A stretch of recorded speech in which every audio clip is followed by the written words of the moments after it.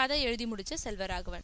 தனுஷ் என்ற சிறந்த நடிகர் தமிழ் திரையுலகில் மட்டும் இல்லாம இந்திய திரையுலகிலும் முன்னணியில வர்றதுக்கு அடித்தளமாகவும் பின்னணியாகவும் அமைஞ்சவர் செல்வராகவன். தன்னோட சொந்த தம்பியான தனுஷ் நடிக்க காதல் கொண்டேன், புதுப்பேட்டை, மயக்கம் என்ன போன்ற படங்களை இயக்குனாரு. ஒவ்வொரு படத்துலயும் தனுஷை வெவ்வேறு பரிமாணங்கள்ல காட்டினவர். ஆனாலும் செல்வராகவன் இயக்குனரான 1000ல் ஒருவன், மயக்கம் என்ன, 2ஆம் உலகம் ஆகிய தோல்வி படங்களை அடுத்தடுத்து கொடுத்ததுனால கொஞ்சம் அதிர்ச்சி அடைஞ்சுதான் போயிட்டாரு. தனுஷோ ராஞ்சனா, ஷமிதாப்னு ஹிந்தி திரையுலகிலையும் கொடிகட்டி பறக்க ஆரம்பிச்சிட்டாரு.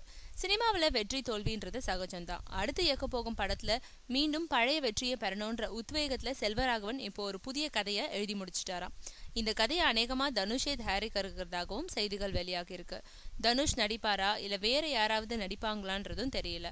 தன்னை இந்த அளவுக்கு வளர்த்து விட்ட அண்ணனுக்காக தனுஷ் என்ன செய்ய போறாருன்றத திரையுலகம் ஆவலோட பார்த்துக்கிட்டு இருக்கு.